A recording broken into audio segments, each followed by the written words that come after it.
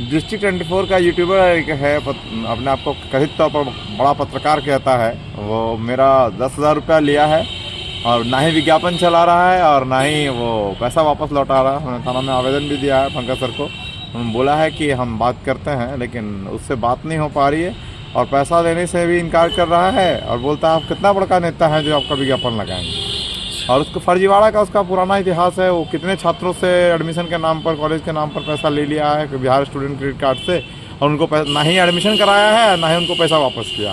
छिंदवाड़ा के एक छात्र का मेरे पास शिकायत आया था कि हम तो केवल सच में हैं पत्रकारिता में, तो हम मेरे पास बच्चे आते हैं कि भैया देखिए ना अंशु भैया ऐसा ऐसा किए हैं, इसमें कुछ मदद करिए।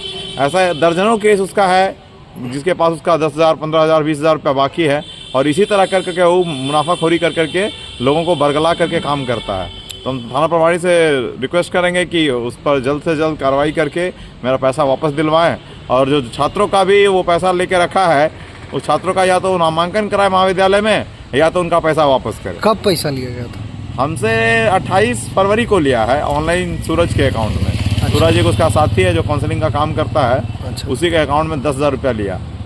अभी तक विज्ञापन नहीं लगा? नहीं, विज्ञापन एक इंटरव्यू लगाया था जनसुराज का, उसके बाद से कुछ नहीं लगा। बोलता है कि आप कितना बड़ा नेता है जो आपका इंटरव्यू लगाएंगे। अच्छा, उसका कुछ विज्ञापन का पर्ची उर्ची भी देता है? कुछ नहीं, उसके पास कुछ है ही नहीं, क्या देगा? वो पत्रकार है ही नहीं। अपने आप को कहता है हम बहुत बड़ा पत्रकार है, ये है वो उसके पास ना उसका चैनल का लाइसेंस है ना ही पंजीकरण है राज्य पत्रकारिता संघ से।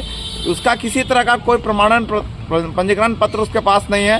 बस वो एक है कि भूमिहार समाज से आता है, उसका दबदबा है थोड़ा कुछ लोगों से, तो उसी के दम पर वो ये खेल खेलता है फर्जीवाड़ा का।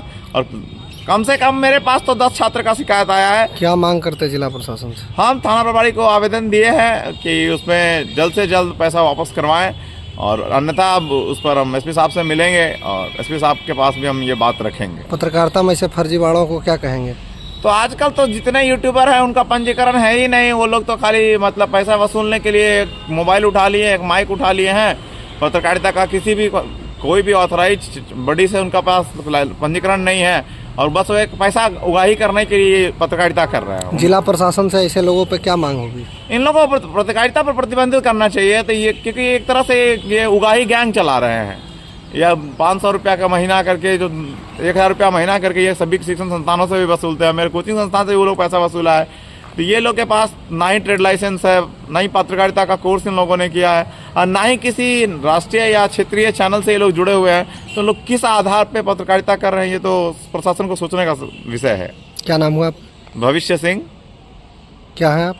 हम जनजागरूकता समाज सेवा केंद्र के राष्ट्रीय संचालक हैं और कॉन्सेप्ट एजुकेशन के संयोजक हैं। आरोप के संबंध में जब यूट्यूबर से बात की गई तो उन्होंने आरोप को बेबुनियाद बताया है, साथ ही पैसे लेने की बात भी पुष्टि की है। अब इस मामले में पुलिस क्या कार्रवाई करती है देखना लाजमी होगा।